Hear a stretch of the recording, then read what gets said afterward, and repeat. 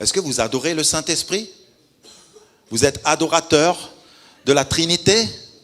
Amen. Parce que dans Jean chapitre 4, je reviens dans ce texte, il est dit que Dieu est esprit. Et ceux qui adorent doivent l'adorer en esprit et en vérité. Dieu est esprit. Si Dieu est esprit, il faut aussi adorer l'esprit. Bien sûr, l'esprit est digne d'adoration. Et le Fils, il est dans le Père. Le Père, il est dans le Fils. Jésus-Christ, le Fils, il a reçu lui-même le Saint-Esprit. C'est inséparable. Oui, nous pouvons adorer les trois. La réponse est oui. Nous pouvons adorer le Père, le Fils et le Saint-Esprit. Mais maintenant, j'ai une question, c'est la dernière. Que signifie adorer en esprit et en vérité? Comme il l'a dit, le Père recherche de tels adorateurs qui l'adorent en esprit et en vérité. Et ça, bien aimé, pour cela, j'ai demandé à 3 personnes d'entre nous de nous donner un avis, de nous donner une piste, une réflexion. J'aimerais demander à Christian et à Christophe et aussi à Samuel. Je ne sais pas dans quel ordre vous voulez passer. Vous pouvez aussi venir tous les 3. Je vous donne à chacun la parole. Qu'est-ce que cela symbolise? Qu'est-ce que cela signifie pour vous? Adorer en esprit et en vérité. Comment on fait ça? Et à vous tous, je vous pose la question aussi. Est-ce qu'on peut adorer Dieu sans esprit? Alors, qu'en est-il? Adorer Dieu en esprit et en vérité. Merci. J'ai un peu creusé la question, il nous a posé la question vendredi soir, mais voilà, c'est vraiment pas facile à répondre. Mais je suis content qu'il y ait des jeunes qui sont avec moi. Je vous dis seulement un truc. Pour moi, adorer Dieu en esprit et en vérité, ça veut dire aimer Dieu. Aimer Dieu de tout mon cœur, de toute mon âme, de toute ma pensée et de toute ma force. La totale. Je m'arrête là. C'est un bon résumé, Christian. Moi aussi, j'ai réfléchi de mon côté et je me suis essayé de me mettre en scène dans l'adoration, justement. Et je vois que je peux faire par mes propres forces, par ma propre intelligence, par ma propre volonté, mes propres désirs, dire des louanges, adorer le Seigneur. Mais il manque un ingrédient, effectivement, si je reste à ce niveau-là. Ça veut dire, si je fais à ce niveau-là, ça va être circonstanciel.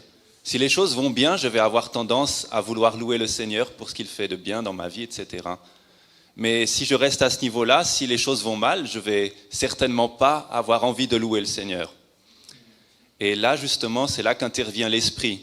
L'esprit, il n'est pas circonstanciel. L'esprit, justement, il prend la place de nos propres désirs fondamentaux, basiques.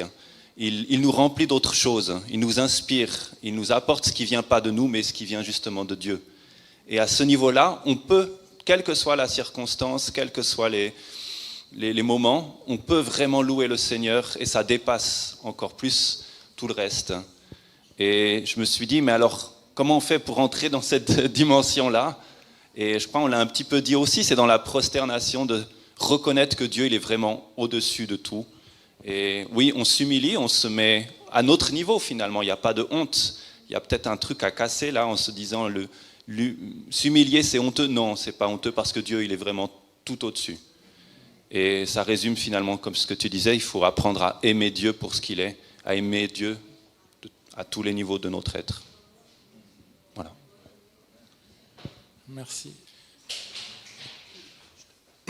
Moi, quand la question m'a été posée, honnêtement, j'ai dû reconnaître que malheureusement, je l'adore pas toujours en esprit et en vérité. Et ça, c'est une vérité. C'est une vérité. Donc, j'ai médité cette question et j'ai compris que Dieu étant esprit, il est partout. Il est assis à côté de moi dans la voiture, quand je klaxonne et puis que je m'énerve contre la personne qui va trop lentement, ou contre la personne qui traverse la route. Il est à côté de moi dans mon travail, dans certaines situations, quand je peux m'énerver contre un collègue, une collègue, ou sur certaines situations. Il est à côté de moi à l'église, parfois si je juge une attitude ou un comportement. Et en fait, j'ai dû reconnaître malheureusement que je ne l'adore pas toujours en esprit en vérité.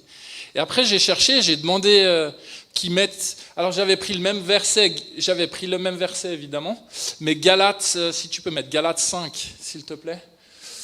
Mais le fruit de l'esprit, c'est l'amour, c'est la joie, la paix, la patience, l'amabilité, la bonté, la fidélité. Tu peux continuer? Ou je sais que je ne te les ai pas demandés, je suis désolé. Mais tu es un pro. Donc la fidélité, juste 30 secondes, la patience, on a vu la patience.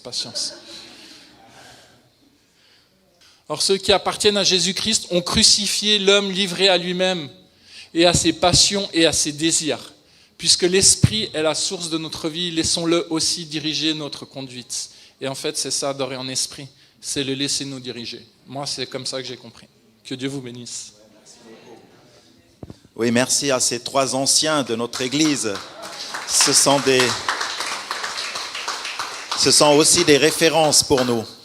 Gloire à Dieu d'avoir de tels hommes qui peuvent nous instruire aussi, qui vivent ces choses. J'aimerais terminer en fait. Est-ce que vous voulez être des adorateurs? Est-ce que vous êtes des adorateurs en esprit et en vérité?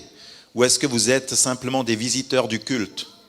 Je vous défie vraiment. Est-ce que, comme nous avons chanté, nous allons refaire ce chant encore, vous pouvez déjà vous placer. Père, je t'adore, je te donne ma vie. Est-ce que tu veux chanter ça? Je te donne ma vie. Dieu sait que ta vie n'est pas parfaite. Toi aussi, tu le sais. Notre vie n'est pas parfaite. Il connaît nos ombres, nos zones qui sont à traiter. Dieu le sait. Moi aussi, je le sais. Mais tu sais que Dieu n'attend pas que tu sois parfait. Mais Dieu, il aimerait que tu viennes à lui de ton cœur.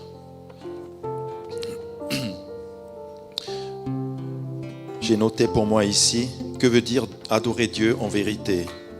L'Esprit de Dieu est aussi appelé l'Esprit de vérité. Dans Jean chapitre 16, il dit que l'Esprit de vérité vous conduira dans toute la vérité. Est-ce que vous voulez vivre une vie dans la vérité ou une vie dans le mensonge? C'est ça aussi. Viens à la vérité. La vérité, c'est celle que nous sommes brisés, que nous ne sommes pas parfaits, que nous avons besoin de restauration. Mais Jésus, il aimerait que tu sois un adorateur, une adoratrice. Je t'invite, viens adorer avec nous le Seigneur. Maintenant, demain, tout le temps. Amen.